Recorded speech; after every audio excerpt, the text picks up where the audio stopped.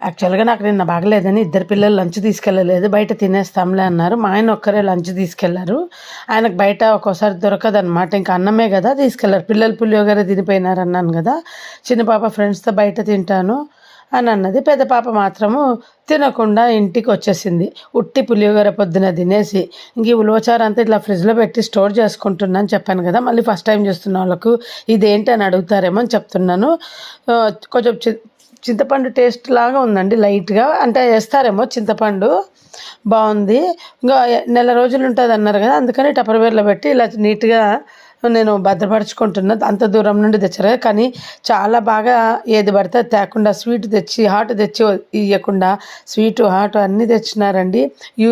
Used అయ్యే item అన్నీ తెచ్చారు. చాలా హ్యాపీ అనమాట. ఇవన్నీ తెచ్చిన వాళ్ళు ఎవరో కాదండి. మాకు రాఖీ పంపించారు కదా! విజయవాడ నుండి ఎప్పుడు చెప్తుంటాము. వాళ్ళే అనమాట. మా ఆయన ఫ్రెండ్ వాళ్ళు.